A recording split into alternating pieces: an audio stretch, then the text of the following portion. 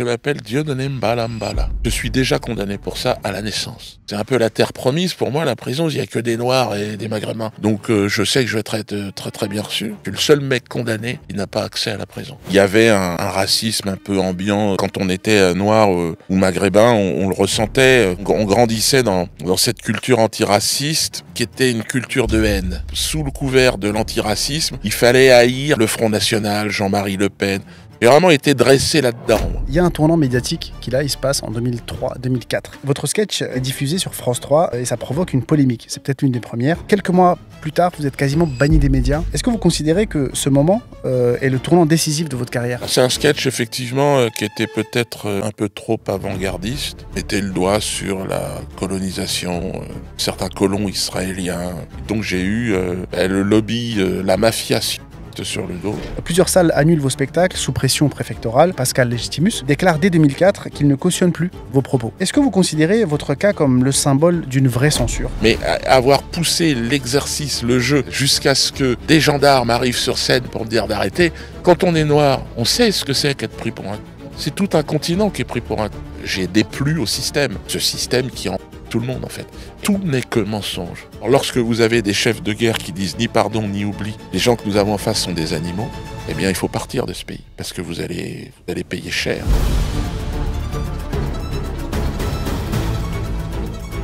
Bonjour les amis, j'espère que vous allez bien. Nouvelle vidéo aujourd'hui avec un invité exceptionnel. Dans ses premiers sketchs sur scène à ses salles combles, du duo culte avec Elie Semoun à ses rôles au cinéma, en passant par Astérix Obélix, Mission Cléopâtre, il a vraiment tout connu. Succès, gloire, controverse, interdiction, il est devenu une légende vivante, une figure incontournable et insaisissable. Aujourd'hui, on met les projecteurs non pas sur la polémique, mais sur l'homme, son parcours et sa vision en 2025. Dieudonné, comment allez-vous? Eh ben, très bien, merci pour cette invitation. Merci beaucoup d'avoir accepté, ça me fait très plaisir. D'ailleurs, avant qu'on commence la vidéo, n'hésitez pas, comme d'habitude, à vous abonner, à liker. C'est un média complètement indépendant, donc c'est pour ça que je me permets d'avoir un interlocuteur comme Dieudonné, puisqu'en fait, je fais ce que je veux. Donc, je veux garder cette indépendance. Il y a une cagnotte en description, en commentaire épinglé. Ça vous permet de nous soutenir financièrement. Si vous ne le pouvez pas, c'est pas très grave. Abonnez-vous, likez la page, ça nous donne déjà beaucoup de force. Donc, merci beaucoup à vous d'être de plus en plus nombreux. Ça nous aide.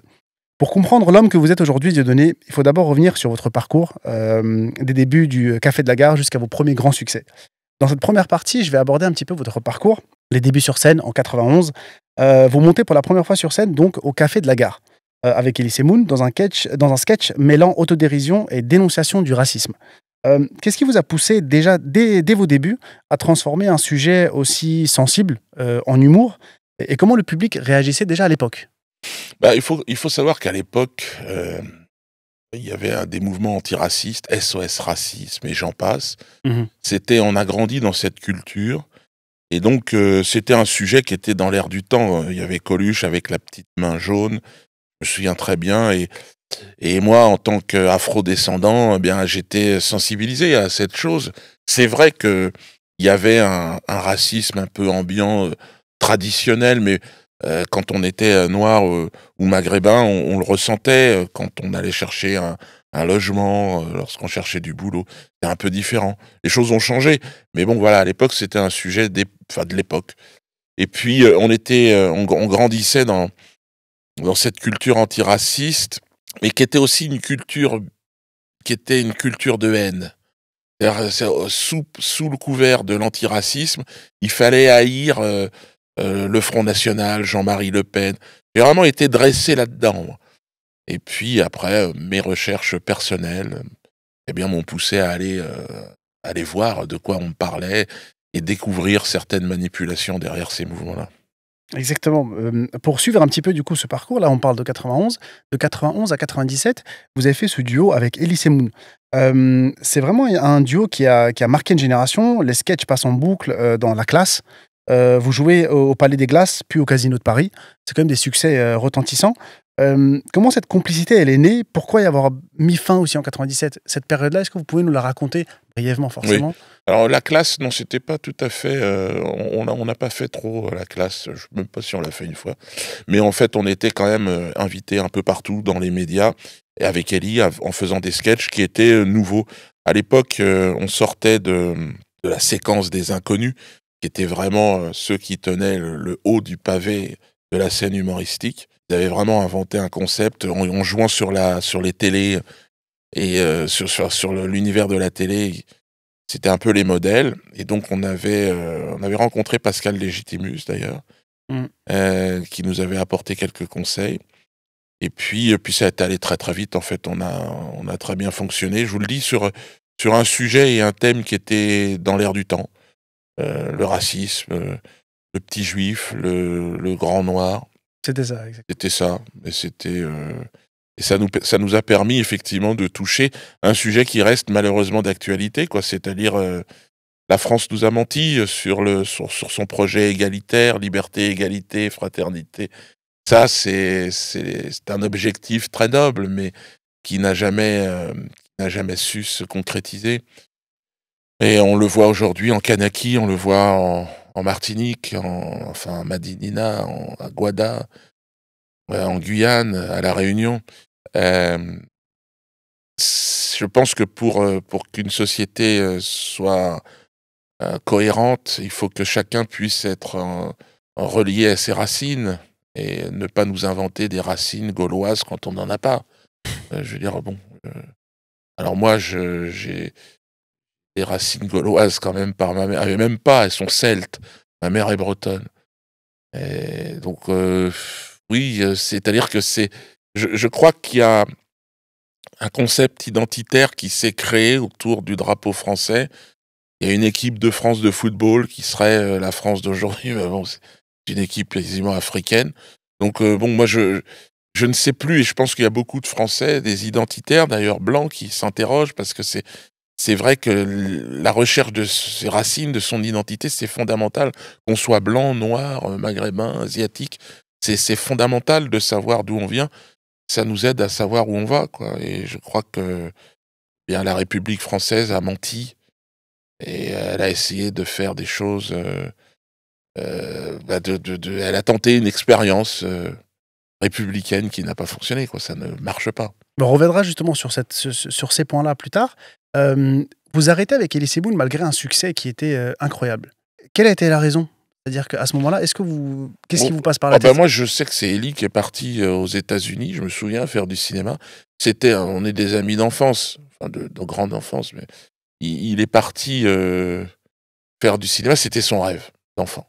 Donc, voilà. Moi, à ce moment-là, j'ai poursuivi seul. Il n'y avait pas de discorde, il n'y avait pas de, non, pas pas de vraiment. problème Non, il n'y a pas de eu fond. de discorde. Non, il n'y a pas eu de discorde. Il n'y a jamais eu de discorde de fond. On a pris beaucoup de plaisir à être ensemble sur scène. On s'est posé des questions pendant des années. Allez, on reforme le duo un peu. Et puis bon, ça s'est pas fait. Ça s'est pas fait. Vous aussi, vous avez un succès au cinéma. Oui. C'est là où, en petit, je vous vois la première fois. C'est en 2002. Vous incarnez Caius C+, dans Astérix et Obélix, Mission Cléopâtre. C'est l'un des plus grands succès du cinéma français avec plus de 14 millions d'entrées. Est-ce que cette expérience vous a apporté humainement, artistiquement? Comment ça se fait que vous n'avez pas fait plus de cinéma que ça? Qu'est-ce qui s'est passé dans cette période? Alors, le cinéma, bon, c'est des rencontres. Il y a eu, dans l'univers comique, Alain Chabat, Valérie Lemercier et d'autres, des gens avec qui j'ai fait cette expérience du cinéma. Mais vous savez, pour moi, c'est la scène qui est la première division en ce sport de l'humour. Vous pouvez pas tricher. Il n'y a pas de montage, il n'y a pas de... Et lorsque l'on est en première division, bon, on n'a pas envie de descendre en deuxième division. Donc moi, j'ai pris donc la direction de la scène et du spectacle vivant. J'ai fait plus de spectacles que n'importe quel autre humoriste. On est après pas loin d'une trentaine de spectacles. Ce qui est, je suis le premier humoriste à avoir fait autant de spectacles. Alors, c'est mon histoire à moi, mais on peut pas faire des films et des spectacles. Enfin, on peut pas. Donc, j'ai le sentiment d'avoir fait mon travail. Je continue d'ailleurs à le faire. Là, je prépare un best-of. Donc, les meilleurs moments, des quelques sketchs qui ont marqué l'opinion publique. Et puis, je vais les reprendre, les réactualiser un peu. Et faire. Et puis après, j'espère pouvoir partir à la retraite. Voilà. Enfin bon, 60 ans, c'est un peu jeune, mais maintenant, c'est 64. Enfin bon. Bientôt 65, 67. Ouais, peut-être. Mais bon, maintenant au Cameroun aussi. En parlant un peu du public, il y a un tournant médiatique qui là, il se passe en 2003-2004. Votre sketch, en 2003 est diffusé sur France 3, et ça provoque une polémique. C'est peut-être l'une des premières. Hem, vous êtes quelques mois plus tard, vous êtes quasiment banni des médias, limite complètement. Est-ce que vous considérez que ce moment, est le tournant décisif de votre carrière? Alors c'est un sketch effectivement, qui était peut-être, un peu trop avant-gardiste, où je mettais le doigt sur la colonisation, de certains colons israéliens. Je dénonçais cela, j'étais invité face à Jamel Debbouze et je trouvais que c'était l'endroit où le faire. C'est pas certainement le meilleur sketch que j'ai pu faire, mais bon, il a été effectivement remarqué. D'accord. Et ensuite donc j'ai eu, le lobby, la mafia sioniste sur le dos. Alors, mafia sioniste qui ne représente pas, je le répète toujours, nos compatriotes, de confession juive, hein, mais qui, effectivement, est très active en France, pour ne pas dire, elle domine largement, le paysage médiatique et politique d'ailleurs. C'est-à-dire, c'est une mafia qui elle ne se cache pas, hein, puisque le CRIF, organise un dîner annuel chaque année et qui regroupe, bien des figures politiques, médiatiques et donc voilà, je me suis confronté à cette mafia et donc elle a démontré, sa puissance, en essayant de me faire disparaître, du paysage audiovisuel. Mais encore une fois, bon, ce qui ne tue pas rend plus fort et ben, on peut survivre à je dirais à cet univers médiatique officiel.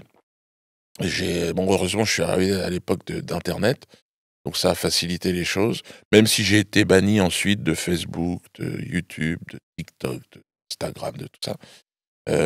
J'ai pu, créer mon propre écosystème et puis, j'ai grandi dans cet écosystème. J'ai fait des spectacles partout en France, et bon, alors j'ai été confronté à encore une fois, aux pressions, hein.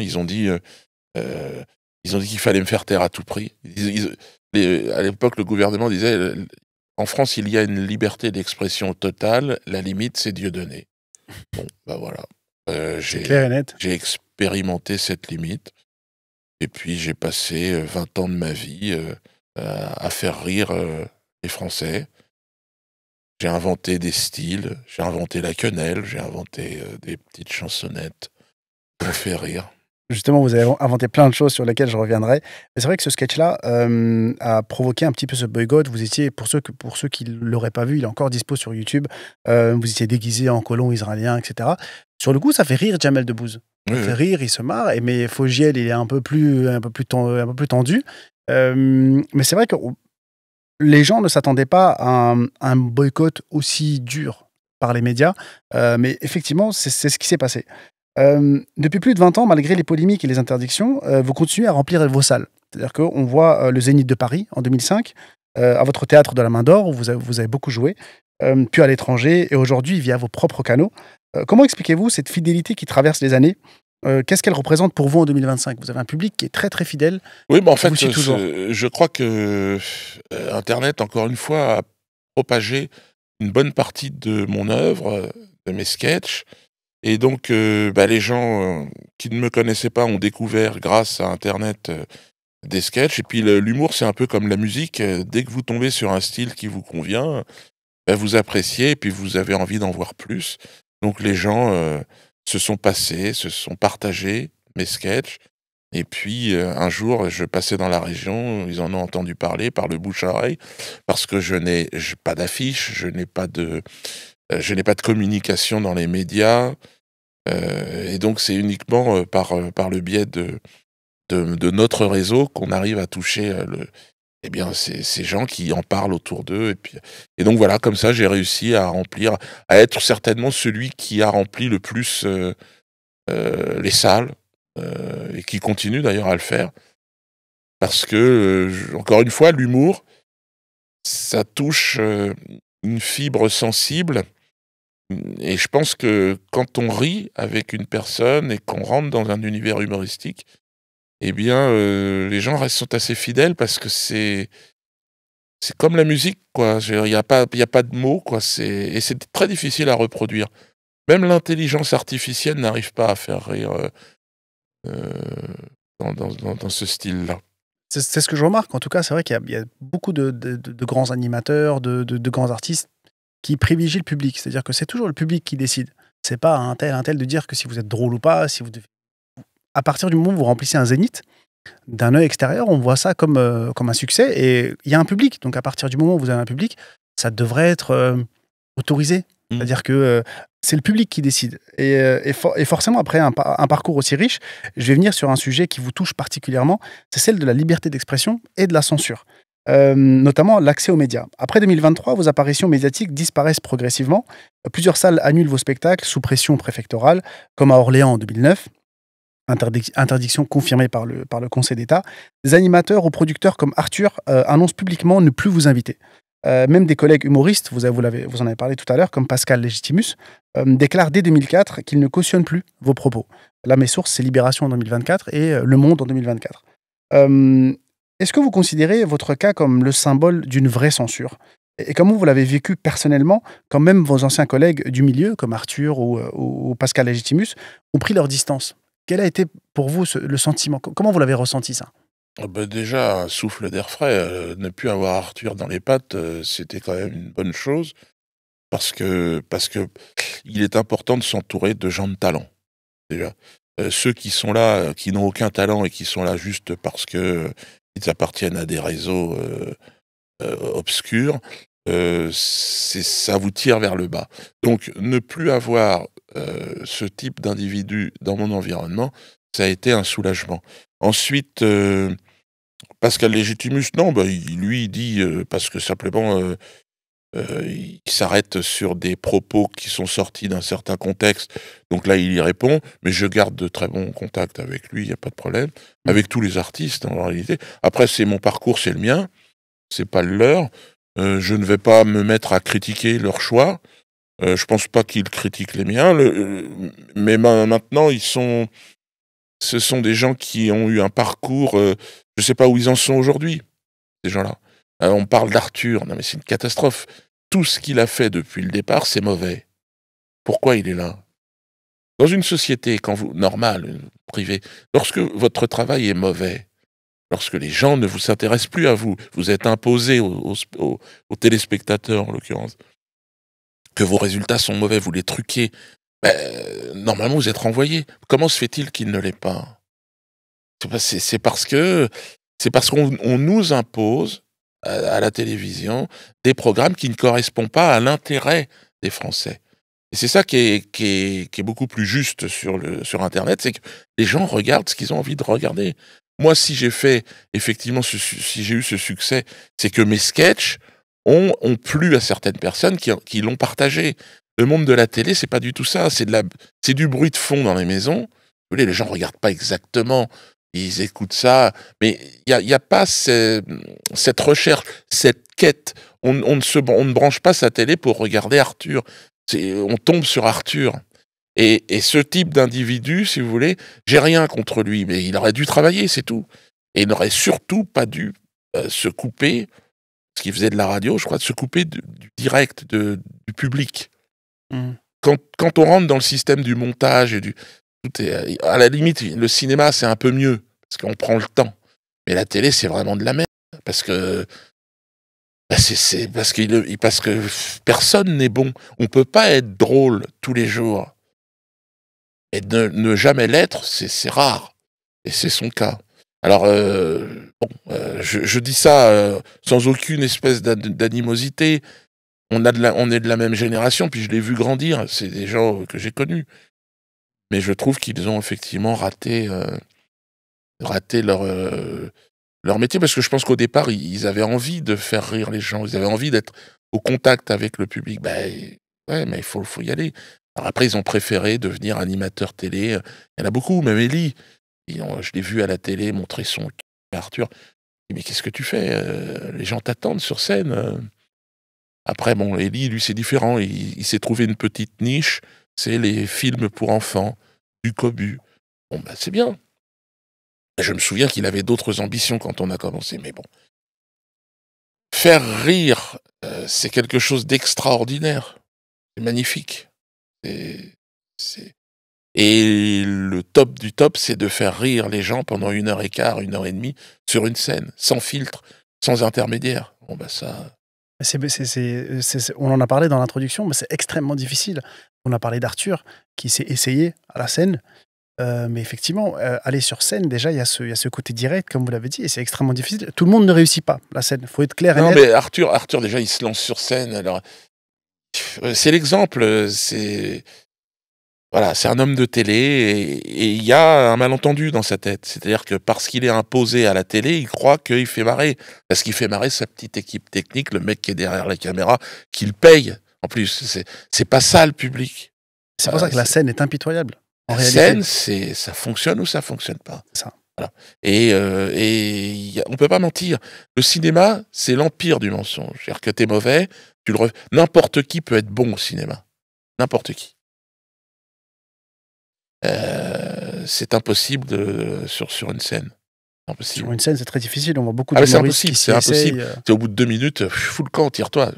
La scène, c'est impitoyable. Ah, c'est impossible. C'est impossible parce que on peut pas tricher, c'est un travail, mais c'est un énorme boulot pour arriver à une décontraction, une relaxation. En fait, faut jouer, puis à un moment donné, il se passe des choses incroyables, quoi. Il y a une sorte d'état et une communion avec le public, et là, ensemble, avec le public, on développe un moment privilégié, unique. En tout cas, on peut dire ce qu'on veut. La scène, c'est quelque chose que vous connaissez.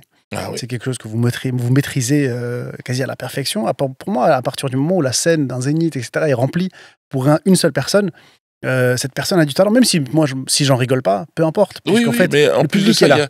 il y a autant de styles humoristiques que dans la musique. Chacun son style. On peut pas faire rire tout le monde, c'est impossible.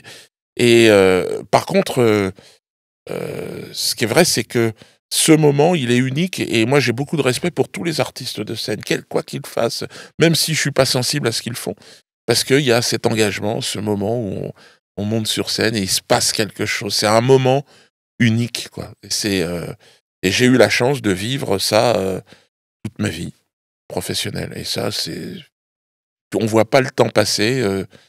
J'ai fait du cinéma assez long. Tu passes beaucoup de temps à attendre. C'est une autre concentration, mais tu sens aussi le mensonge ambiant, tu sens la production, l'argent, le statut de star. Sur scène, c'est pas pareil. Il n'y a pas de star. La star, c'est le moment, à la sortie de scène, où tu te dis waouh, j'ai réussi. Mais tu es en risque avant de monter sur scène, et tout le monde. Donc, ils appellent ça le track, je sais pas trop si c'est ça. Oui, ça doit être, on peut appeler ça comme ça. Il y a un enjeu. Parce que sur scène, en tant qu'humoriste, si ça rit pas, cette réponse immédiate qui arrive, c'est une sorte de sanction. Ça rit pas. Je j'ai jamais ressenti cet effet d'aller sur scène. Effectivement, quand je m'imagine ne serait-ce que aller sur scène et vous faites des blagues et ça rit pas. C'est une vie entière. Moi, j'avais comme modèle Claude Nougaro, qui lui était un poète, chanteur toulousain.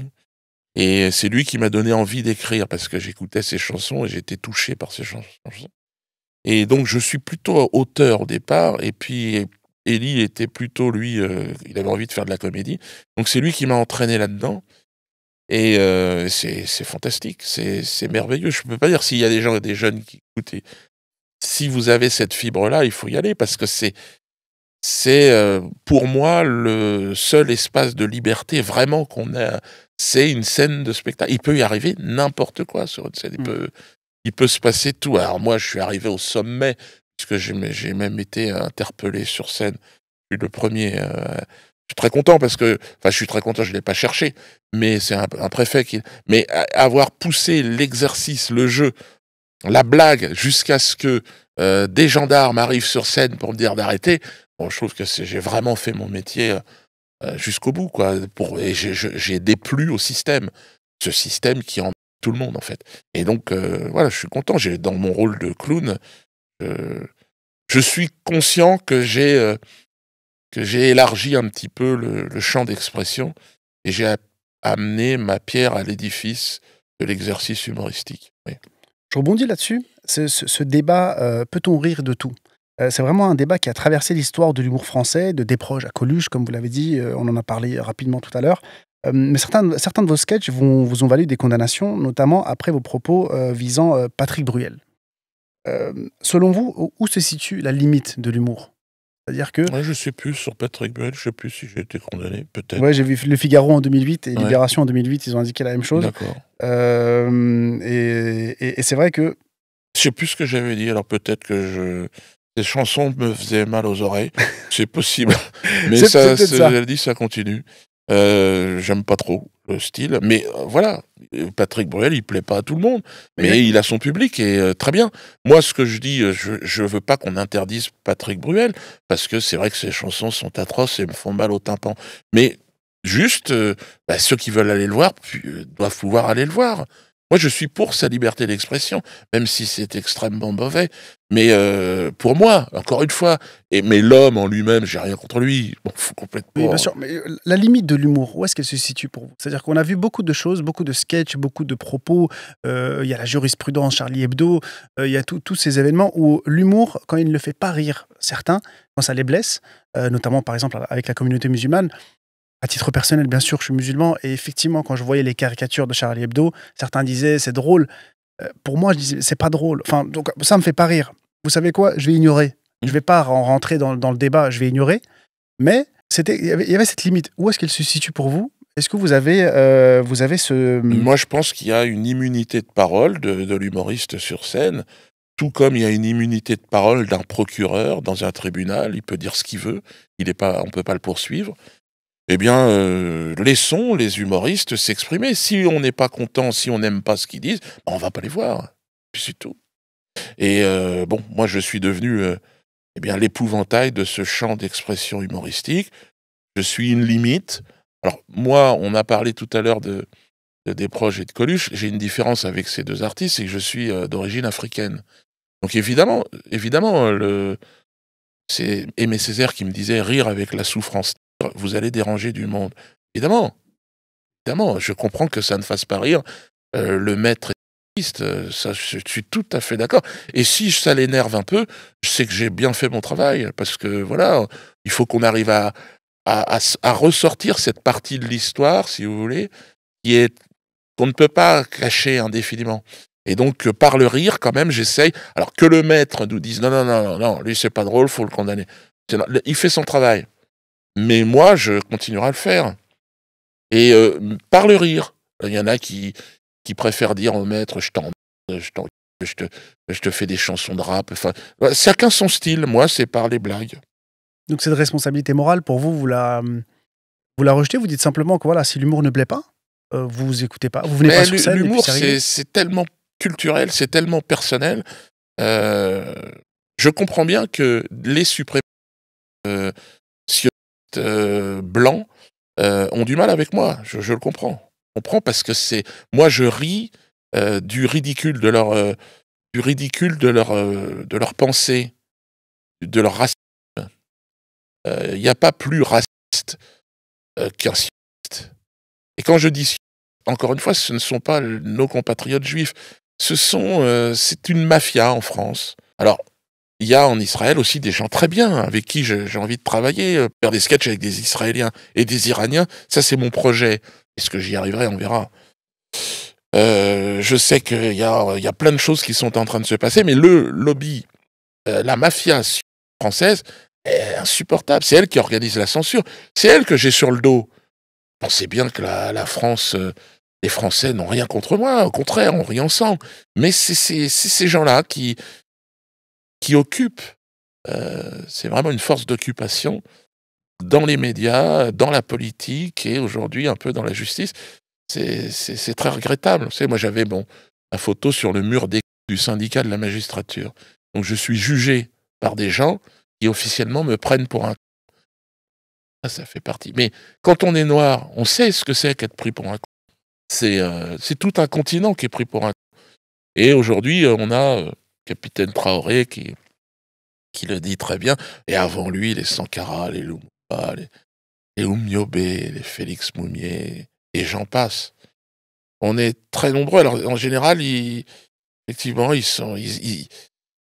essayent de nous faire taire par la violence ou moi, c'est un bracelet électronique. Voilà. Ouais, c'est vrai que vous avez un bracelet, ça Ouais. m'a étonné parce que je sais même pas exactement comment ça marche, mais effectivement, vous avez cette condamnation Mmh. et vous m'avez expliqué pourquoi vous avez été condamné finalement. Je m'appelle Dieudonné Mbala Mbala. Je suis déjà condamné pour ça à la naissance. Donc ça commence là. Ensuite, je fais des blagues qui ne plaisent pas au maître. Donc le maître dit: «Bon, puisqu'on ne peut pas l'enfermer pour des blagues, on va faire comme Al Capone, on va l'enfermer pour, fraude fiscale». Donc je suis contrôlé et ils disent que dans ma comptabilité, enfin ce n'est même pas la mienne, puisque je n'étais même pas gérant de l'entreprise, ils disent: «Il y a, 27 000 € de TVA qui n'ont pas, été payés». Normalement, bah, c'est une amende, enfin bon. Mais là, c'est 2 ans de prison. C'est le maximum. Et on me donne le maximum alors que je ne suis même pas, le gérant, mais on dit: «Il est gérant de fait» parce que c'est ces spectacles qui font tourner l'entreprise. Voilà, j'ai ce bracelet qui est là. Donc finalement, ça n'a rien à voir ni avec, Non, parce qu'ils ne peuvent pas, donc il faut trouver un moyen et d'ailleurs, Manuel Valls l'a dit, je veux dire, on va tout mettre en œuvre. Les services fiscaux, le juridique, et plus encore. Donc ils ont tout cherché ils n'ont pas osé me mettre en prison directement, ils me mettent le bracelet. Mais je suis prêt à y aller. C'est-à-dire que, de toute façon, ils n'ont pas compris qu'à un moment donné, sur un parcours, vous poussez votre œuvre, c'est votre vie. Et donc, il faut que... Là, ils sont venus m'interpeller sur scène. C'était à Dunkerque. La prochaine étape, c'est quoi? Allez-y, me mettre en prison. Formidable. Formidable parce que ça va être un moment de création qui va être unique.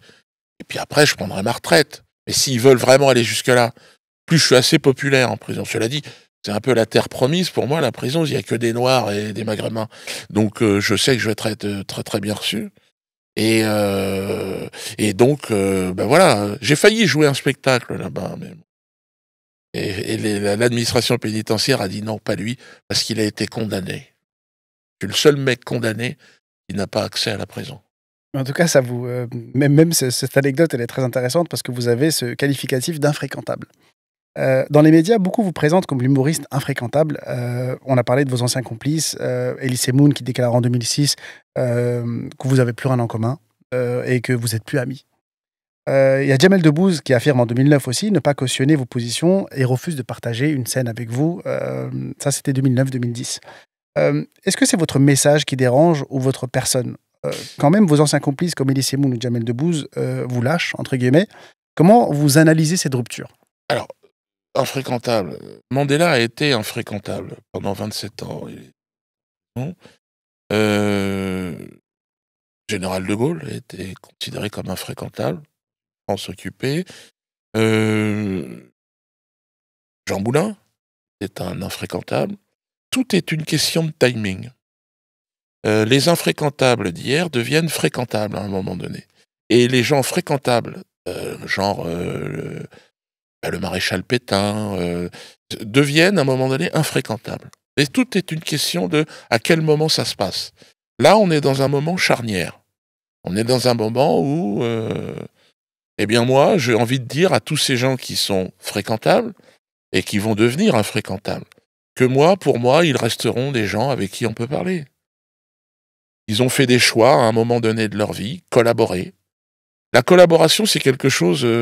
il faut être confronté à la collaboration pour collaborer avec la mafia aujourd'hui qui organise la censure en France. C'est un choix. C'est un choix. Et après, sortis de la collaboration, ce sont souvent les premiers résistants. Hein. Et ils vont dire, mais moi, j'y pensais, je pensais pas moins. J'ai toujours soutenu Dieudonné. Ah, très bien, tu m'as soutenu. C'est parfait. Et on est à ce moment-là. On est au moment où c'est en train de basculer. Ça avait un peu frémi au moment des Gilets jaunes où le peuple bougeait. Et là, j'ai l'impression aussi que, humblement, à ma modeste participation à ce changement, ça a été la présence de gendarmes sur une scène en France qui me demandent de sortir de scène, qui me poussent hors de scène, qui m'interpellent. Et ça, cette image, je crois qu'elle a heurté énormément de Français. Alors c'est malgré moi, c'est pas moi qui l'ai demandé, mais je suis sur la photo. La photo d'un malaise profond d'une France qui ne va pas bien. Les gilets jaunes, c'était la hausse du prix du gasoil. Aujourd'hui, c'est pouvoir manger. Les Français n'arrivent plus à manger. Et en plus de ça, ils ne peuvent plus s'exprimer. Et donc, il va y avoir effectivement un changement. Et vous allez avoir des artistes, les mêmes qui étaient très prudents avec moi. Oui, je ne cautionne pas Dieudonné, qui vont tout d'un coup dire oui, mais là, c'est trop gras, ça va trop gras. Ouais, moi, et qui vont cautionner Dieudonné. Vous verrez.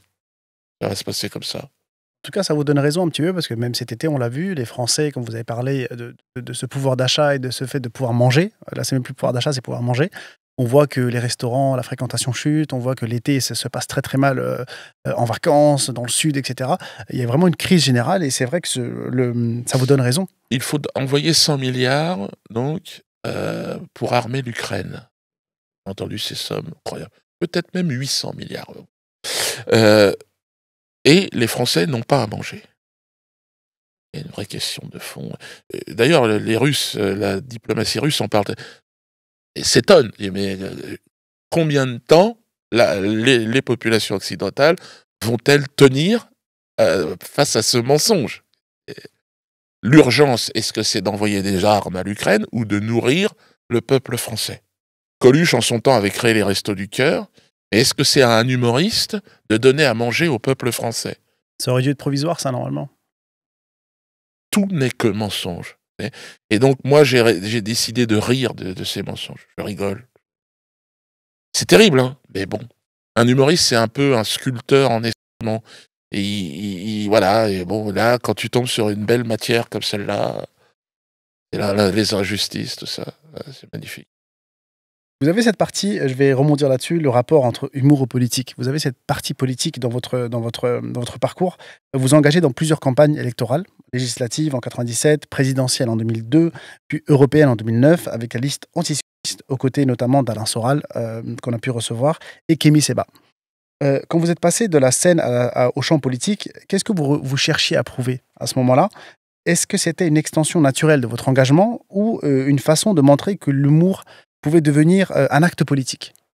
Oui, alors je pense qu'on est tous politiques. À partir du moment où on prend la parole sur une scène, derrière un micro, même vous, vos questions sont politiques, c'est-à-dire qu'elles ont une histoire, un raisonnement, une notion de bien, de mal, une notion de on pourrait progresser, on pourrait avancer, on pourrait aller vers la vérité, plus de liberté. Je pense que parler, c'est faire de la politique. Moi, ma mission, c'est de faire rire. Je suis pèlerin de la farce et du bon mot. Et j'ai eu besoin à un moment donné sur mon parcours de connaître les contours de cette démocratie, parce que c'est un mot qu'on m'a vendu comme étant une sorte de panacée de la conscience politique. La démocratie ce serait l'apothéose de l'histoire humaine. Et non seulement cette démocratie n'a jamais existé, mais c'est surtout l'art du mensonge, la démocratie. C'est-à-dire, elle est fondée sur les droits de l'homme blanc, bien précisé, parce qu'elle ne concerne pas la démocratie des autres populations de la planète. Et elle est là pour diffuser une pensée quasi divine. C'est-à-dire la démocratie, la charte des droits de l'homme, alors elle n'a pas été écrite par, je sais pas, certainement par des personnes en tout cas très éclairé, c'est ce qu'on va nous dire, des lumières d'ailleurs. Je n'y crois pas une seule seconde. Au moment où ils écrivaient ça, il y avait l'image de la colonisation au-dessus des Indiens. Donc tout ça n'est que mensonge. Après, c'est, je dirais, la bonne volonté. Je suis à la recherche de bonne volonté. Alors, j'ai ma critique, effectivement, de ce système qui est en train de s'effondrer, et je pense que c'est bien. On a dit que j'ai fait de la politique, je dirais plutôt que j'ai fait de la résistance. Voilà. Et vous avez la résistance et la collaboration. Je ne dis pas que les artistes qui collaborent avec la mafia qui organise la censure sont du mauvais côté. Je dis qu'ils ont envie de vivre de leur métier, de la scène, et qu'ils n'ont pas trouvé d'autre solution de le faire. Et ils vont se retourner à un moment donné. Mais ils font de la politique. Faire des émissions de et raconter de la aux Français, c'est faire de la politique. Hanouna fait de la politique. Il tire la culture française vers le bas. J'ai rien contre cet homme. Bon, je pense que c'était la scène, il n'a pas pu en faire. Donc il fait de la télé. Il a l'impression de parler à des gens. Mais en réalité, c'est pareil, c'est toujours pareil. C'est une musique d'ascenseur, c'est du bruit de fond. Et alors il parle fort, il essaye de créer des buzz, des machins, mais bon, la relation avec l'être humain, le public, elle est particulière et je pense que c'est par la facilité. Il essaye d'attirer l'attention, mais ça ne fonctionne pas. Alors il rajoute de l'argent, il rajoute des moyens pour essayer de faire en sorte que ça fonctionne, mais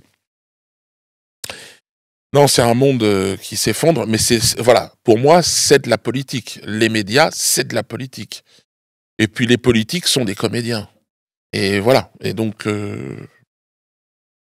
voilà, ce que j'ai à dire, moi j'ai pas essayé de faire de la politique, j'ai essayé de comprendre comment fonctionnait le jeu. Et le jeu, évidemment, est truqué. Si tu veux faire de la politique, il te faut de l'argent. Déjà, quelqu'un qui n'a pas d'argent ne peut pas faire de politique. Donc ça veut dire que la politique appartient à ceux qui ont l'argent. Et tu te fais prêter donc de l'argent pour faire de la politique. Et donc tu dois demander à la banque de te prêter de l'argent. La banque ne te prête pas de l'argent s'ils considèrent que tu ne représentes pas une pensée qui les intéresse. Ça a été le cas de Marine Le Pen qui n'a jamais réussi à avoir de financement. On lui a reproché un financement russe ou je ne sais quoi, alors qu'elle représentait, je sais plus, 30-40% de l'électorat. Donc tout est complètement truqué. Aujourd'hui, Marine Le Pen devrait être... moi, je n'ai rien à voir avec Marine Le Pen, hein, mais l'avoir éliminée comme ça du jeu politique, bon, c'est ordinaire. Enfin, c'est tellement injuste, c'est tellement... Les règles évoluent, c'est-à-dire que vous êtes face à un système qui triche. C'est la mafia. C'est la mafia sicilienne. Elle représentait pas tous les Siciliens. Hein. C'est pour ça que cette mafia, ça représente pas les Juifs. Hein. Mais c'est une mafia juive, parce qu'ils sont juifs. Mais ils ne représentent pas les Juifs, qui sont les premières victimes, qui sont le bouclier humain de cette mafia. Et donc, il suffit de voir, ils financent ce qui les intéresse. Et puis tout ce qui sert les intérêts d'Israël, et encore, pas les intérêts d'Israël, les intérêts de ceux qui se battent aujourd'hui à Gaza, qui sont en train du massacre organisé. Et j'espère que effectivement en Israël les choses vont bouger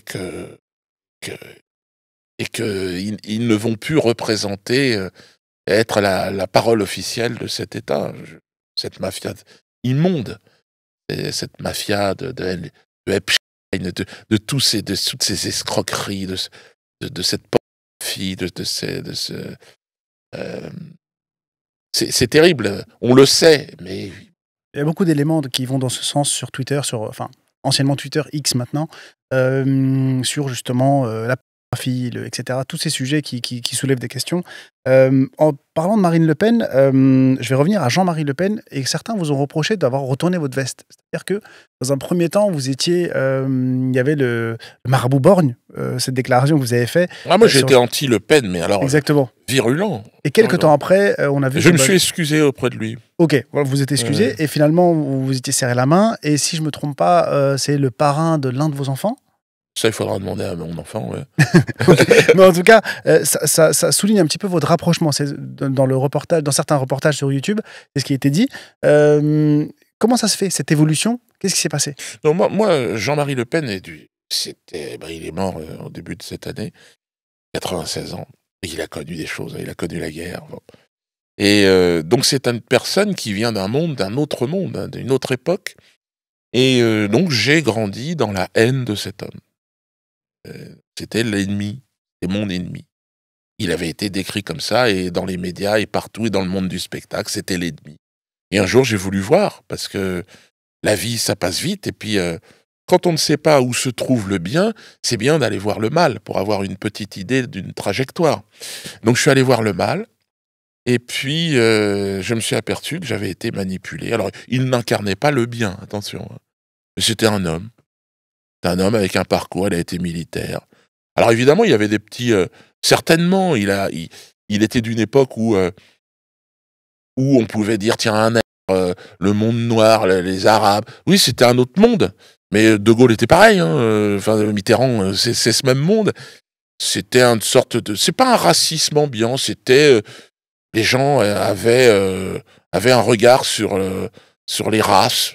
Il y avait la race noire, il y avait la race noire. Après, on nous a dit qu'il n'y a plus de race. Bon, lui, il faisait partie de cette époque-là. Donc, on se respectait. Je n'ai jamais senti... Et puis, en discutant avec lui, je lui ai expliqué. Je pense que je lui ai ouvert les yeux sur certaines réalités, notamment la situation des afro-descendants dans les îles, aux Antilles, Martinique, Guadeloupe. Je lui ai dit, voilà, on fait la chasse aux nazis, la famille Klarsfeld, on chassait les nazis. J'ai dit, mais aux Antilles, les Békés, donc les descendants des ils sont là. Et alors, sans faire la chasse, ce sont les enfants de... Mais comment se fait-il qu'ils possèdent encore tous les biens issus de le produit même du crime de la traite est entre leurs mains? Comment ça se fait?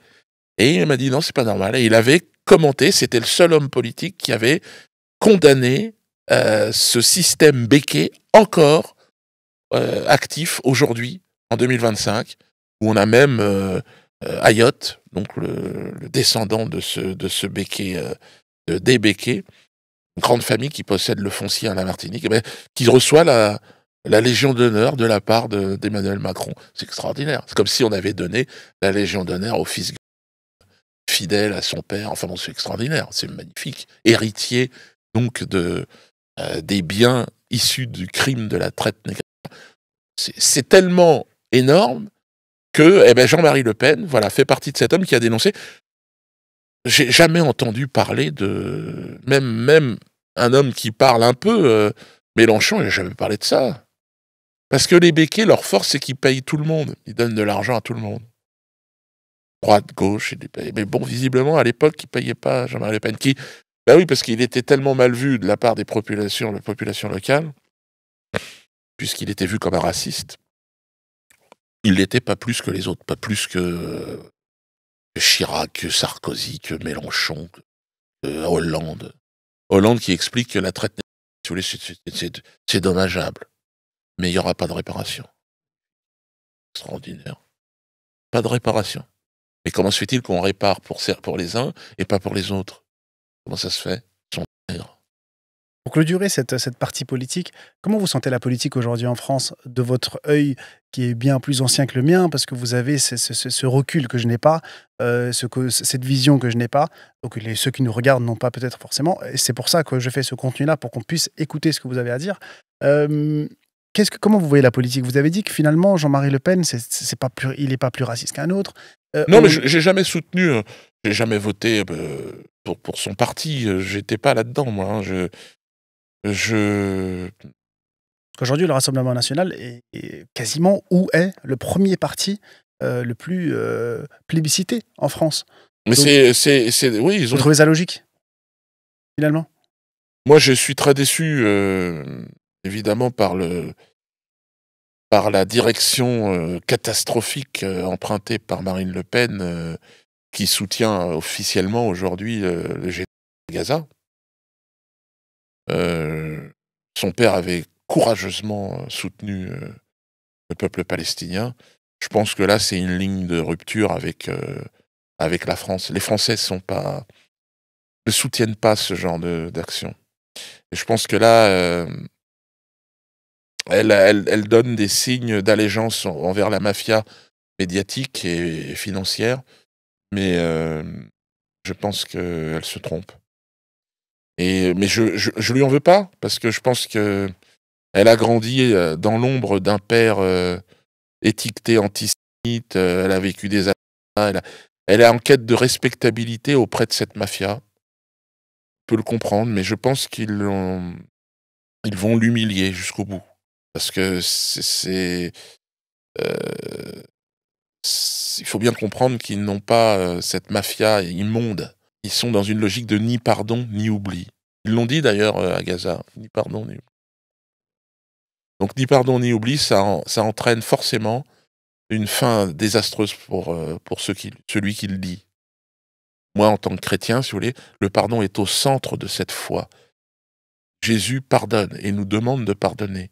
C'est la clé même du vivre ensemble. savoir réussir à pardonner. C'est une épreuve, hein, pas évident, très compliqué, hein, c'est l'instinct humain, l'instinct vengeur est très puissant. Mais voilà, et donc je pense que, heu, Marine Le Pen qui est, je crois, aujourd'hui dans une position, de toute façon je crois qu'elle est plus ou moins éliminée du c'est triste, triste pour elle, pour l'histoire de sa famille parce que, heu, c'est vrai que c'était excessif, la diabolisation dans laquelle elle et sa famille, son père ont été enfermés et j'avais fait partie, hein, de ceux qui diabolisaient, hein. Donc je trouve ça triste, que finalement elle trahisse, ce qu'il y avait de plus résistant en fait dans le message de son père et de sa famille, quoi. Bon, encore une fois, c'est l'histoire de chacun. Je ne la connais pas, je n'en veux pas, enfin voilà, elle fait qu'elle vit sa vie. Moi, je suis un artiste, elle fait de la politique, enfin, elle gère une entreprise politique. Voilà. Politiquement, vous vous sentez pas du tout proche de ce parti-là? En France, en tant que Ah! citoyen? J'aurais pu, si elle avait exprimé vraiment l'opinion profonde des Français sur cette injustice qui est en train de se mener, cette à Gaza, cette famine qui est vécue par les enfants. Oui, je pense elle aurait vraiment incarné, dans la continuité de son père, quelque chose de vrai. Mais là, pour moi, c'est vraiment, c'est malheureusement, alors je le dis, sans aucune animosité, mais c'est le côté plus d'un système de la mafia, quoi. C'est-à-dire, dans la collaboration absolue, quoi. C'est c'est, heu, c'est indigne. Surtout quand on est l'héritier d'un combattant. Au moins, on peut le dire, on peut critiquer Jean-Marie Le Pen, mais il y a une certaine loyauté envers ses frères de combat, tout ça. Même si je partage pas, j'aurais certainement été face à lui, dans les guerres qu'il a menées. Mais, mais quand même, je veux dire, là, je trouve que son attitude est sale. Vous avez parlé de ce conflit, israélo-palestinien, mais c'est pas la première fois qu'on en parle aujourd'hui. En 2025, ça fait énormément de bruit, on a les réseaux sociaux, on a les médias. Hem, L'opinion publique est vraiment en train de prendre un tournant de ce qu'on voit sur les réseaux, mais vous, vous en parliez déjà avant de Gaza et de ce conflit-là. Heu, Quelle est votre vision là-dessus, de l'époque que vous voyez ça? Il y a beaucoup de gens déjà qui parlaient de ce conflit-là, mais il y a eu le 7 octobre et là, forcément, il y en a beaucoup, beaucoup de médias qui ont, condamné, ce qui s'est passé. Puis après, le problème, c'est qu'il y a eu le 8, le 9, le 10 et puis il y a eu toute la suite depuis un an et demi, où ça ne s'arrête plus, jusqu'au jour où il y a quelque temps, au jour Il y du a eu il y a tournage. eu le il y a eu le 7 octobre, effectivement, qui est désespéré et d'un côté et terroriste.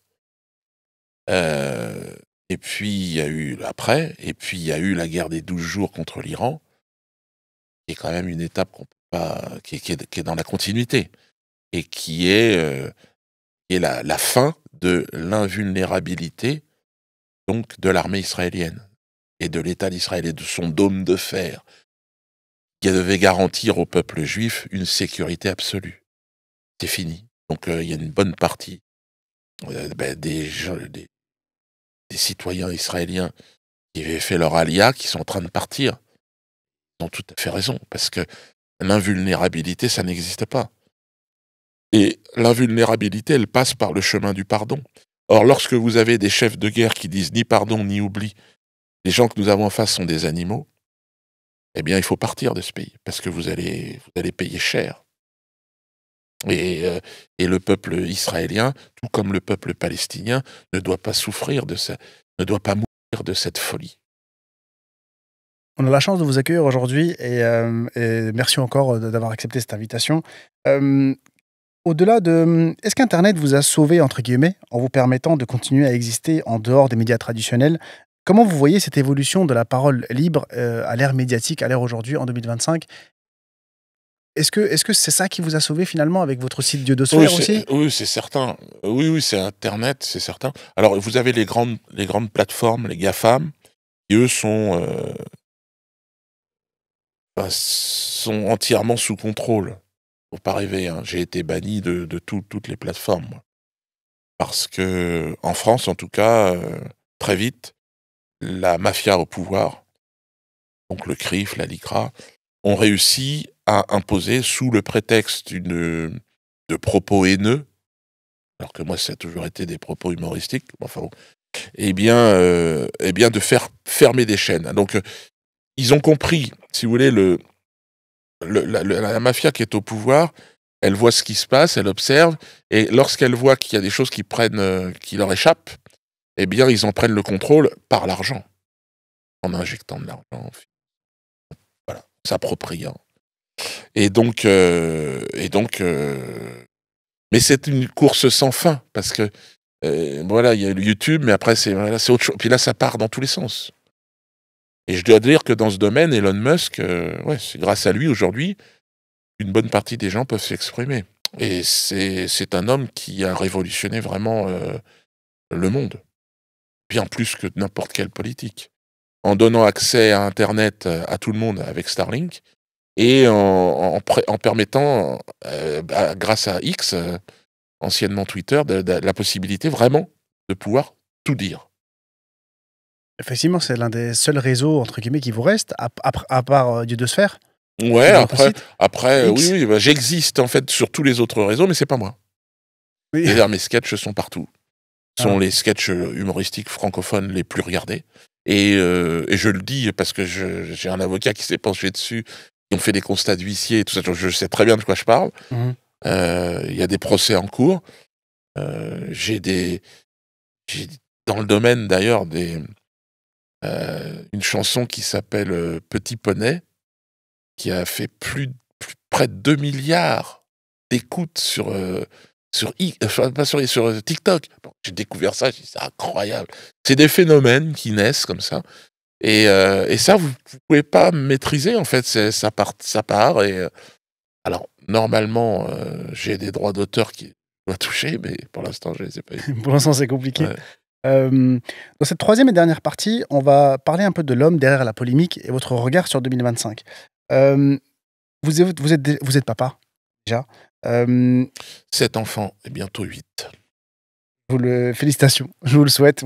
C'est une performance aussi. Malgré votre marginalisation, vos spectacles continuent d'attirer des milliers de spectateurs en France, comme à l'étranger. Quand vous regardez vos 30 ans de carrière, au-delà des polémiques, de quoi vous êtes le plus fier en tant qu'artiste? Bah, d'avoir réussi, une carrière assez exceptionnelle sur scène, avoir fait, un record dans le nombre de spectacles, mais très, très, très, très loin devant les autres puisque je vous dis, j'ai dû faire le double de celui qui est juste derrière, en 30 ans, 40 ans, 35 ans de spectacle. Donc ça, c'est déjà énorme, c'est-à-dire d'avoir réussi à vivre, à survivre, à créer, à continuer à exister dans un monde où la moyenne d'une carrière humoristique, c'est largement en dessous de 10 ans. Moi, c'est voilà, donc je me suis installé dans le patrimoine humoristique français. Bon, ça, c'est déjà bien. Beaucoup de jeunes humoristes viennent me voir. Je suis dans l'âge de la transmission maintenant. Donc l'idée aussi de transmettre mon expérience, bah, ça s'est imposé à moi. Je travaille avec Jamel Kaïbou, un imitateur extrêmement talentueux, qui vient aussi à l'humour, enfin, statut d'humoriste, puisque maintenant il interprète aussi des choses. Et donc ça, c'est aussi la transmission, c'est aussi quelque chose qui me paraît important. Et puis, bah, je suis le premier humoriste afro-descendant, donc avec une autre histoire. Alors, il y en a eu, hein. Il y a eu, je suis pas le premier, mais enfin, je suis le premier à m'être installé de manière aussi importante et d'avoir rayonné avec autant de puissance dans la francophonie. Et ça veut dire quelque chose, c'est-à-dire que voilà, le noir qui fait rire, de lui aussi, parce que je ris des pygmées, de chefs d'État africains, je ris aussi, j'ai fait des sketchs. Je pense que c'est quelque chose qui, j'ai ouvert une porte et puis il y a plein de jeunes humoristes afro-descendants maintenant qui se sont aussi lancés, ils se seraient lancés certainement sans moi, mais je les ai inspirés, ils viennent me le dire. Il y a cette génération d'humoristes, vous avez parlé de vous, effectivement, quand j'ai regardé votre biographie, les spectacles que vous avez faits, vous en avez vraiment beaucoup. Ah ouais, ouais. Je me suis même posé la question, est-ce qu'il y a des parties qui se ressemblent? Est-ce que c'est des spectacles inédits à chaque fois? Oui, alors c'est des spectacles inédits avec des personnages qui reviennent, si on connaît bien mon boulot, il y a aussi des petites répliques, des machins, mais bon, c'est rien à côté des autres. Je veux dire, les autres, ils reprennent carrément des sketchs dans leurs spectacles, les sketchs qui ont le mieux fonctionné pour se rassurer. Moi, non. Moi, chaque spectacle, c'est des sketchs nouveaux, excepté le spectacle prochain qui qui vient, arrive. ouais, où là, je peux me permettre, je crois, les meilleurs sketchs que j'ai pu faire. Je le vois dans les commentaires, sous les sketchs, le sketch du cancer, mon chat, Poutine, puis de plein d'autres. C'est vraiment ouais, ouais, ouais, comme vous l'avez dit, un best-of que vous allez bientôt jouer. Ouais, à partir du mois de septembre, donc c'est bientôt, quand la vidéo sortira. OK. Vous avez ce regard envers les autres humoristes. Il y a la génération un petit peu, juste derrière vous, Gad Elmaleh, Jamel Debbouze et cetera, qui ont fait des carrières aussi, importantes. Et il y a cette nouvelle génération. Je pense à Paul Mirabel, je pense, à Malik Bentala qui joue déjà depuis un certain temps. Il y avait Kev Adams à un moment. Il y a d'autres humoristes, peut-être que je zappe un petit peu. Quel est votre regard un peu sur cette jeune génération? Est-ce que vous trouvez que leur humour est aussi engagé que le vôtre? Je pense pas. Mais est-ce que vous sentez un peu de l'engagement ou vous sentez que les humoristes aujourd'hui esquivent beaucoup de sujets pour justement rester à leur place? Bah, moi, j'ai toujours voulu être humoriste et j'ai passé ma vie à être humoriste. Hem, Après, pour certains, l'humour, c'est le marchepied pour faire du cinéma, pour faire de la pub, pour devenir une star. Ça n'a pas été mon parcours à moi. Donc moi, je me suis tenu, à cet exercice de l'humour sur scène, en one man show, tout seul. J'ai commencé avec Ellie, mais je me suis tenu après à cet exercice-là et j'ai l'impression que jusqu'à la fin, j'en aurais même pas fait le tour de ce métier. Donc c'est très tentant lorsque on rentre dans le monde du spectacle, bah, pour beaucoup, le rêve, c'est de faire du cinéma. Donc ils font du cinéma et on peut pas dire que je sais plus Kev Adams, je le connais pas, hein, mais je pense qu'il voulait faire du cinéma et il fait du cinéma. L'humour, ça a juste été, se faire connaître, essayer de faire deux trois sketchs. Gad Elmaleh, il était plus attaché à la scène, lui. Je me souviens, il travaillait avec Eli Kaku au tout début. C'est un peu de ma génération, il est un peu plus jeune, je crois. Hem, mais bon, c'est très intéressant son travail. Enfin, moi, de toute façon, j'aime les humoristes, hein. Je trouve que c'est un métier extraordinaire et même si on n'a pas le même style et tout ça, j'ai beaucoup de respect pour tous ceux qui montent sur scène et qui font rire.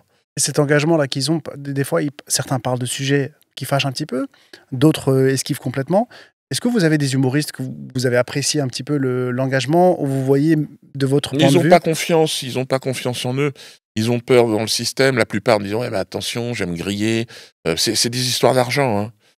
Si je fais ça, je pourrais pas faire de pub, je pourrais pas faire ça. Je peux comprendre. Moi, j'ai pas besoin de faire de pub, j'ai juste besoin d'aller jouer et faire mon spectacle. Quand on est attaché vraiment à la fonction d'humoriste sur scène, bah, on est plus libre, hein. Mais par contre, si on a l'intention de faire du cinéma, ah ouais, c'est sûr, faut arrêter tout de suite, de faire des blagues. D'ailleurs, il faut mieux arrêter d'être humoriste. Donc c'est ce qu'ils font et bah, il y en a une, Blanche Gardin, là, elle est très drôle. J'aime bien.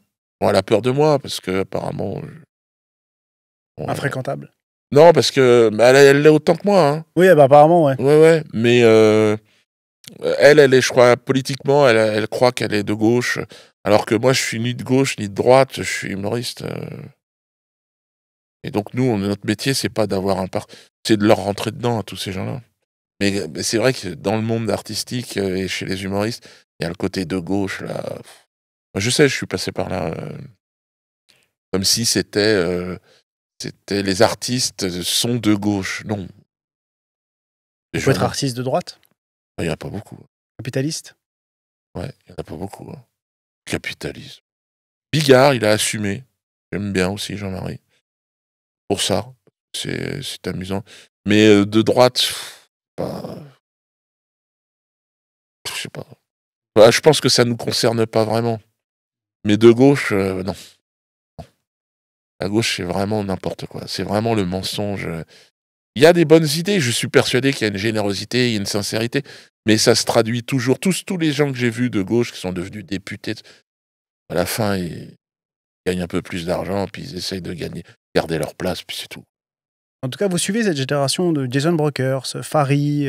Oui, un peu, j'ai vu. C'est pareil, je pense qu'ils ont. Ils disposent sur Netflix, par exemple. C'est des plateformes auxquelles vous n'avez pas pu avoir Ah accès. non, mais il suffit de regarder à qui appartient Netflix, je veux dire, c'est tout, pour comprendre que c'est pas possible. Pour passer sur Netflix, il faut être dans un certain système.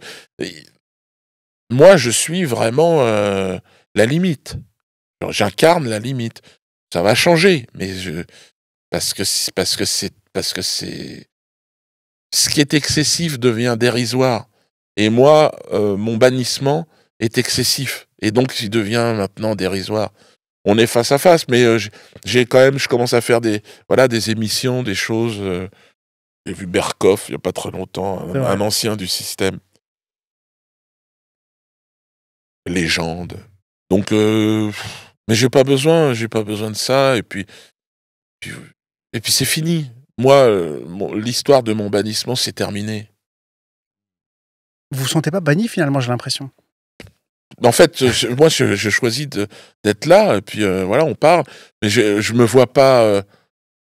Je pense que le système pourra avoir besoin d'une voie intermédiaire dans ce qui va se passer dans les mois qui viennent, là.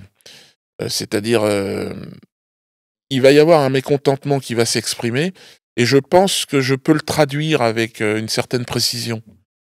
Et je pense que quand on regarde aujourd'hui les chaînes d'infos, c'est catastrophique. Ils sont complètement coupés du monde. Ils ne représentent plus le peuple.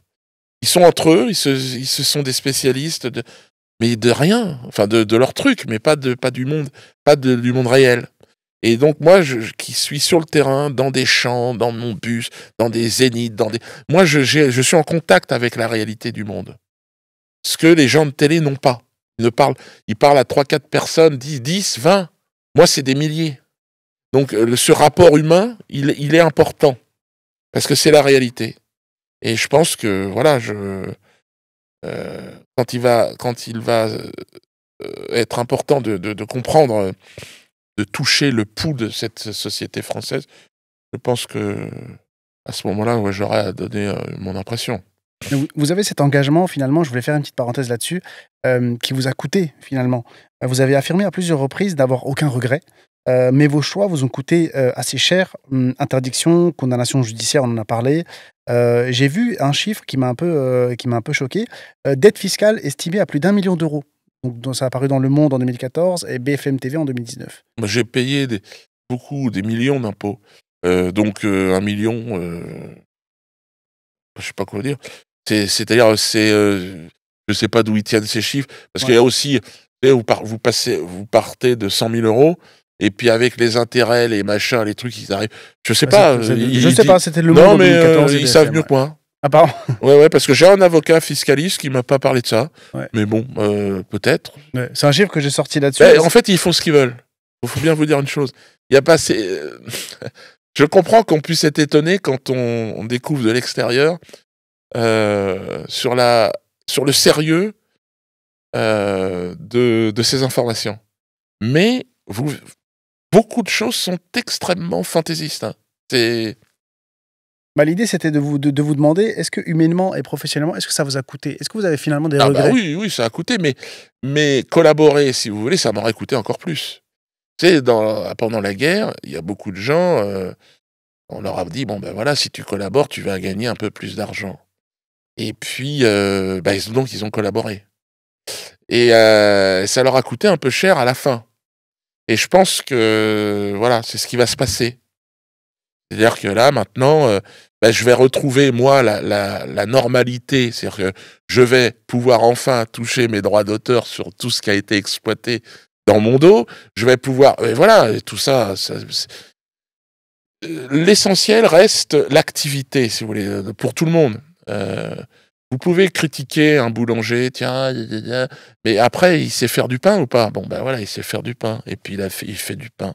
Et ben moi, je sais faire rire et je transmets mon truc. Voilà, c'est mon métier. Et je suis devenu, dans ma catégorie, effectivement, l'un des humoristes, voilà, de référence de son époque. Bon, voilà, tant mieux. Et je suis pas le seul, mais voilà, je plais à beaucoup. Mon humour et mon style ont marqué une certaine génération. Donc maintenant, il faut que les choses reviennent dans l'ordre. Si vous voulez. Ils ont voulu m'effacer, mais on n'efface pas le rire. On n'efface pas. C'est tellement à l'intérieur des gens. Les gens qui ont vu mes sketchs, que je vois aujourd'hui, ah, vous m'avez aidé, j'ai tellement ri. Voilà. J'ai aidé des gens, ils m'ont aidé d'ailleurs, en achetant des billets pour venir me voir. Et on s'est aidé. Et ces gens-là, jusqu'à la fin des temps, ils riront sur ce que j'ai fait, j'ai pu faire. Et sur ce que je vais faire, j'espère. Mais ça, c'est jamais gagné d'avance. Et puis, et ça, même une mafia aussi puissante que la mafia du CRIF, elle peut pas effacer ça. Ils peuvent pas. Ils peuvent pas. C'est mon patrimoine. Et c'est un patrimoine très important dans le monde artistique. Je pense être l'humoriste avec un patrimoine de sketch et de rire les plus importants. On me le dit après les Coluche, sûrement les Desproges. Mais voilà, c'est dans cette catégorie-là. Donc, mais ça, je pouvais pas le savoir, je l'ai pas prévu. Hein. C'est le résultat de 30 ans de travail acharné, puisque j'ai travaillé 2 fois plus que les autres. Le résultat semble plutôt positif. Bah justement, avec cette carrière, vous avez des analyses, par exemple en 2009, en 2014, sur le conflit israélo-palestinien. Mais aujourd'hui, on voit que l'opinion publique tourne. C'est-à-dire que les gens, petit à petit, rejoignent un petit peu votre analyse. C'est-à-dire que même si au départ, ça les choquait, au départ, ils n'étaient pas d'accord, ou voilà, ils se sentaient un petit peu agressés par ce que vous disiez en analyse, aujourd'hui, l'opinion publique en 2025 tourne petit à petit. On voit beaucoup de personnalités, Fabrice Divisio ou autres, qui prennent des positions également, qui vont dans votre sens. Et dans ce conflit-là, qui a mis vraiment en lumière quelque chose, on voit que ça tourne. On voit que l'opinion publique tourne réellement.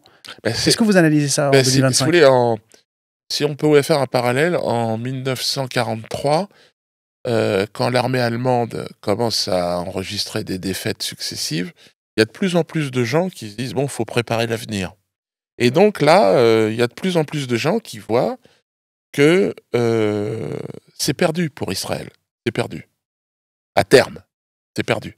Et donc, il faut... Et étrangement, ces gens-là sont en train de se retourner avec une certaine méchanceté et hargne. Ils deviennent antisémites. Non mais c'est vrai, c'est ce que alors que moi je ne l'ai jamais été.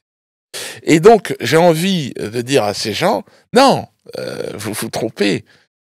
Il y a effectivement une mafia. Il faut démanteler la mafia en France. Il faut démanteler la mafia. Et il faut maintenant aider ces innocents israéliens aussi qui ont été manipulés, instrumentalisés. Il faut les sortir de ce qui est en train d'arriver là, parce que ça arrive. C'est une sorte de paranoïa qui dit on a souffert. Non. C'est devant. Ça va arriver. C'est inévitable. Parce qu'une armée qui avance, qui massacre des femmes, des enfants, qui affame toute une population en criant ni pardon, ni oubli, ce sont des animaux, c'est le monde entier qui va se retourner contre... Et le bouclier de ces gens-là, de cette armée-là, c'est le peuple israélien. C'est le dernier bouclier. Et ce peuple-là, il faut l'aider. Il faut l'aider à se retourner maintenant. C'est la seule façon. Et après, de commencer à travailler ensemble. Je pense à mes frères libanais, parce que j'ai vraiment un lien très fort avec la résistance libanaise, avec la résistance aussi iranienne. Travailler ensemble, les artistes, travailler sur le chemin du pardon, parce que à la fin, il y aura un pardon. Il faut commencer à s'inscrire là-dessus. Mais avant le pardon, il va falloir démanteler définitivement cette mafia. Définitivement. Parce qu'elle est en train d'entraîner le monde dans une guerre qui s'annonce nucléaire. Donc il faut faire très attention. Et qui, mieux que le peuple israélien, peut essayer de commencer à faire un corridor pour pouvoir sauver un maximum de gens. Parce que là, ils sont devenus fous. La famine, les enfants affamés à Gaza. Bon, là, c'est juste insoutenable pour tous les pères et mères de famille. Enfin, on voit ça en disant. On voit même l'aide humanitaire qui ne rentrait pas par le Non, sol, mais là, qu'on a jeté par les avions, et ça tue les gens au sol. Non, c'est une dynamique d'extermination, là. C'est pas possible. C'est pas possible. Et je pense qu'il y a des Israéliens qui se réveillent, et je pense qu'ils ont un grand rôle à jouer dans ce qui va arriver dans les mois qui viennent. Parce que ils ne veulent pas être entraînés dans cette course sans fin et suicidaire. Parce que là, aujourd'hui, Netanyahou, c'est un mec qui est en train d'entraîner toute une population dans un collectif. C'est une secte. Et qui n'a rien à voir, d'ailleurs, avec la religion juive et tout ça. Hein. Ils sont partis dans un délire messianique, un bricolage mystique qui n'a qu'un seul objectif, c'est dominer le monde, humilier le monde. C'est pas possible. C'est impossible. Pour clôturer ce sujet-là, politiquement, vraiment, il y a ce parti politique qui est la LFI, avec via par exemple Rima Hassan, qui a pris beaucoup position, elle est même allée sur un bateau, etc. Émeric Caron, je pense à David Guéraud aussi, qui ont vraiment pris position. Est-ce que c'est des prises de position sincères? Comment vous les percevez? Il y a un jeu politique, je pense que là, effectivement... Ou c'est du marketing, peut-être? Ouais. Une sorte de... Mais j'aime bien le profil de Rima Hassan, moi j'aime bien. J'aime bien son histoire, son parcours. Vous sentez ces prises de position sincères de toutes ces personnes, Rima Hassan ou les autres? Il y a un milieu un peu...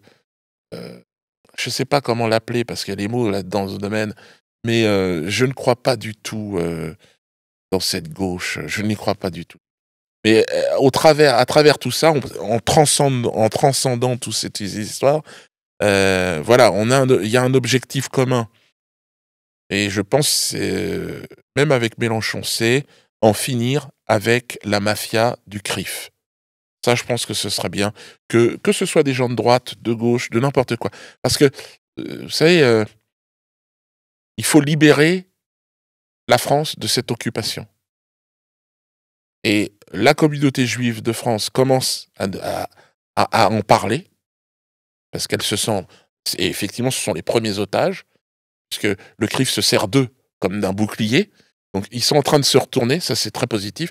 Et il faut que derrière, oui, des gens... Ça aurait été formidable. Je pense que ça aurait été possible avec le père Le Pen et un Mélenchon de se dire, bon ben voilà, il faut libérer la France du premier danger français, c'est la mafia qui contrôle la finance et qui contrôle les médias.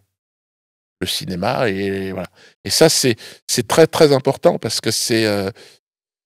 on le voit avec ce qui se passe à Gaza, il suffit d'ouvrir une chaîne d'infos, on rigole, parce que c'est tellement... On a l'impression d'avoir des porte-paroles de l'armée israélienne à chaque instant. Ouais, les personnes dont je vous ai parlé, elles sont rarement invitées, de toute façon. Ah bah non, ils peuvent pas les laisser parler, ce qui est normal. Ça s'exprime sur les réseaux sociaux. Voilà. Mais alors, c'est peut-être... Alors, on va voir si une voix peut s'élever. Et bon, vous savez, le problème des députés, de ceux qui font de la politique, c'est qu'on sait d'où vient l'argent. C'est des gens qui sont financés pour payer leur électricité, leur bouffe, contrairement aux Français. Ils sont payés avec l'argent des Français. Et c'est une mafia qui leur donne la possibilité d'être là où ils sont. Parce que pour s'être présenté, il fallait de l'argent. Parce que pour s'être présenté, il fallait pouvoir imprimer des affiches. Voilà, voilà. Et donc tout ça, c'est très compliqué. Il faudrait qu'il y ait un débat de fond et qu'il redonne la confiance aux Français. Et je ne sais pas s'ils ont la confiance des Français, puisque les Français ne vont plus voter. Donc, est-ce qu'ils sont légitimes? Pour parler un petit peu d'un autre sujet, qui est la famille un petit peu, et votre côté familial, vous êtes papa et futur papa, comme vous l'avez dit. Comment vos enfants et vos proches ont-ils vécu toutes les polémiques dont on a parlé dans la première partie autour de vous? Est-ce que ça a renforcé ou fragilisé les liens familiaux? Comment ça a été vécu, ça, par votre famille? Non, très bien. Bon, donc ma famille, ça s'arrête pas, ça commence pas à moi. Donc il y avait mon père, il y avait mon grand-père, mon arrière-grand-père, et mes grands-mères, et ma grand-mère, je fais pas de différence. Et donc c'est une transmission, c'est un maillon d'une chaîne qui se ferme sur une autre. Donc, je reconnais dans mes enfants, bah tiens, ah, bah, il ressemble à mon grand-père, lui, il ressemble. Donc, il y a un lien, en fait, on se transmet, il y a une mémoire qui se transmet, inconsciente, hein, peut-être dans les cellules ou je ne sais quoi, qui fait que bah, c'est la continuité, la famille. Donc, oui, mes enfants sont dans ma continuité. Ce J'en que vous avez suis- vécu, ça les a touchés? Est-ce que ça les a blessés? Est-ce que ça les a attristés? Ce que j'ai vécu, c'est dans la continuité. Je veux dire, on vient d'Afrique centrale. On s'est battu pour survivre dans la jungle. On s'est battu contre la colonisation. On s'est battu contre. Donc voilà, c'est ce qui m'arrive. C'est la continuité de ce combat. C'est des C'est la- valeurs que vous leur inculquez? Oui, mais je leur inculque et puis enfin. Ils le savent, ils savent d'où ils viennent, ils savent où sont les tombes de chacun de leurs ancêtres. On est allé au village, ils voient d'où ils viennent. Et donc, ils voient que sur ce chemin, voilà, on est arrivé en France, et voilà ce qui s'est passé. Mais on n'a jamais cessé de résister. Et puis de chercher de cette quête de liberté que chacun a en lui. Nous, on l'a trouvé dans la forêt. Voilà, c'est notre endroit, c'est là où on se sent libre. Après, là, je suis dans la jungle, hein. Dans la jungle, bon, avec des animaux, des bêtes féroces. Et c'est ce qu'on voit, j'ai vu sur vos réseaux sociaux, là, en ce moment même, là où on tourne, il y a quelque temps encore, on essaie vraiment de vous brider, même dans des lieux privés. C'est-à-dire que vous avez, il y a un moment, je vois un pupitre, une petite salle un peu basse comme ça, où il y a la police qui arrive, il y a Jamel Kaibou à côté de vous, et ils viennent vous arrêter net. Oui, Les gens sont choqués, c'est ils spectaculaire. filment. C'est spectaculaire et c'est effectivement une grande première dans l'histoire de France qu'un artiste se voit interpellé sur une scène. C'est une première.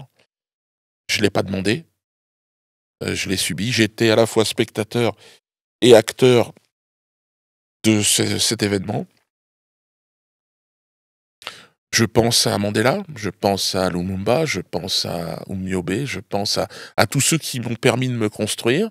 Je pense à mon grand-père, je pense quel merveilleux message que je peux laisser à mes enfants. Regardez les enfants. Voilà, papa, il a résisté au travers de son travail, au travers du rire. Il a résisté et puis après, voilà, ce sera à vous maintenant. C'est à vous de résister, ne pas collaborer avec les forces d'occupation. Il y a aucune tristesse, aucune amertume de leur côté à voir leur papa sur les réseaux sociaux.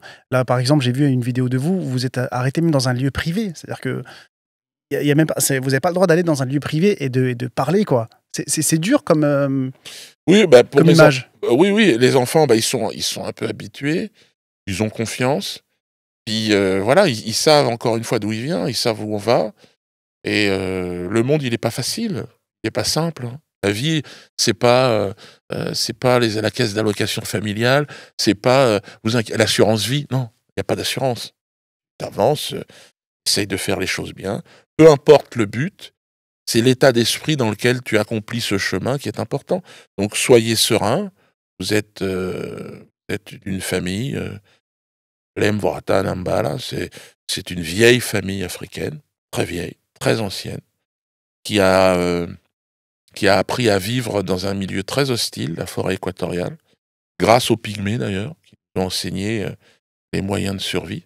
Les pygmées qui représentent la plus vieille civilisation, si vous voulez, humaine existante, puisque on parle de 60 000, 80 000 ans. Bon. C'est-à-dire que vous imaginez que même les Égyptiens, les Sumériens, 3 000, 4 000 ans, là c'est 60 000 ans. Donc il y a encore des chants pygmées qui sont donnés, qui sont traditionnels, des chants qui moi me donnent de la chair de poule. C'est des chants pour Nzamba, c'est pour fêter Dame Nature, pour fêter la terre. Et ça, c'est merveilleux. Donc quand vous avez une telle richesse de civilisation, qui peut me dire quoi que ce soit? L'Europe, c'est déjà fini, c'est déjà terminé. Ça a duré combien de temps? 1000 ans? Même pas.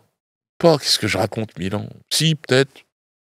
Il y a quand même deux, trois trucs de guerre de croisade. Enfin, là, on parle de 60 000. En France, c'était comment? Il y avait des sangliers et des glands. Et les gens qui étaient là, je pense qu'ils n'étaient pas encore là. Ah bon, en tout cas, c'est très clair ce que vous nous dites là. Pour cette dernière question, vous avez le regard de 2025, comment vous l'avez? C'est-à-dire que quand vous regardez la France en 2025, quel est votre sentiment? Est-ce que c'est une société qui s'enferme dans la peur et la division? Ou au contraire, est-ce que vous voyez un chemin pour, créer un dialogue, un peu plus de liberté, avec tout le vécu que vous avez? Quel est votre regard sur 2025? En plus, avec ce qui vous arrive, de ce qu'on voit, les interdictions de vos spectacles et cetera, vous avez une actualité compliquée. Quel est ce regard? Est-ce qu'il y a encore possibilité d'avoir un dialogue, une liberté? Heu, Ça arrive irrémédiablement. Le monde multipolaire dont parle très justement Vladimir Poutine, le monde change et l'Occident ne veut pas. Et donc, il se bloque, il se radicalise. Il voudrait que le monde ne change pas. Et moi, je suis un des éléments, un des révélateurs chimiques de ce changement, et il ne l'accepte pas. Mais c'est irrémédiable, c'est fini. Il faut leur dire, c'est terminé, c'est fini. Aujourd'hui, en brousse, dans mon village, au Cameroun, les jeunes sont avec des smartphones. Ils sont connectés maintenant au monde entier. Vous ne pouvez plus nous dire n'importe quoi. Vous ne pouvez plus raconter, on connaît tout. On a l'intelligence artificielle dans les villages. Donc, c'est terminé. Vous pouvez plus voler les matières premières. C'est terminé, c'est la fin. Donc, il va falloir se remettre au travail. Les vacances, la logique des vacances, l'été, c'est fini ça là. Si vous vous mettez en vacances, ça sera des longues vacances. Et puis surtout, vous vous reproduisez plus. Donc, qu'est-ce qui va se passer? C'est il y a une dénatalité en Europe qui est due à je ne sais quoi, à une politique complètement délirante, complètement, enfin bon. Et donc, par le jeu du logique, hein, c'est presque mathématique, un rapport de vase communicant, si vous voulez, qu'est-ce qui va se passer en Afrique? Quand la population elle se multiplie par deux tous les 10 ans. Enfin bon, ça va se passer quoi? Toute cette tension que là, on vit en France, cette division, quand on va au supermarché, on regarde, vraiment le visage fermé des clients, on regarde vraiment ces problématiques financières, tout ce côté un petit peu peur, division qu'on a en France. Pour vous, ça va bientôt «prendre fin» entre guillemets? C'est Il quelque va y chose que avoir un mouvement, je ne sais pas quelle forme il va prendre, populaire? un mouvement populaire de type gilet jaune, mais beaucoup plus structuré et beaucoup plus violent. Je le regrette parce que moi je suis pas pour la violence. Heu, Mon métier, mon parcours en est la preuve. C'est-à-dire je veux voir le beau en l'homme. Je veux pas voir ce qui a ses instincts les plus vils. Ça fait pas rire, la méchanceté, ça fait pas rire la haine. Ce qui fait rire, c'est le regard un peu blasé qu'on peut avoir sur un monde qui part en mais il faut toujours de la bienveillance si on veut faire rire, au fond, même si les personnages sont et là, je vois, un monde qui ne va pas être bienveillant et ça va être, ça a commencé en Ukraine, ça continue, à Gaza, en Israël, en Iran, au Liban. Le Liban, c'est vraiment un laboratoire. Tout le monde est là représenté et arrive à vivre enfin arrivait jusqu'à il y a quelques mois à vivre ensemble. Qu'est-ce qui va se passer? On va voir la Syrie, la Libye, ce sont des poudrières, quoi. Et en tout cas, la France se retire d'Afrique.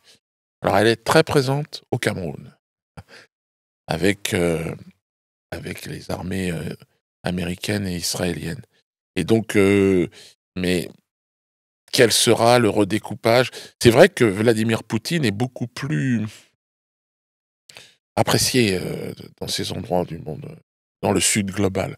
Alors qu'est-ce qui va se passer? Moi, en 2025, il va y avoir des changements. Jusqu'où la France peut-elle tomber? Je sais pas. À partir du moment où elle trouve des centaines de milliards à envoyer, on ne sait pas qui fabrique cet argent. Il me semble que Macron a été mis en place par, ceux-là même qui fabriquent l'argent et donc ça peut durer encore le temps que les échanges internationaux se font en dollars ou en euros. Mais une fois que l'argent fabriqué ne sert plus à rien, ça va être plus compliqué. Il risque de se casser la gueule. Je crois que c'est pour très, très, très, très, très bientôt. En C'est tout un cas, système. Après, est-ce que les hommes, les femmes... Il faut bien comprendre que le peuple sera évidemment le premier à subir cet effondrement. malheureusement, ouais. Ouais. Et il faut qu'il entende qu'à un moment donné, il faut peut-être... Alors, je pense que ce mouvement qui va arriver, il va vouloir peut-être... il va vouloir en découdre. Ouais. Bon. Je pense qu'il y aura toujours moyen de rire quand même dans ces moments-là.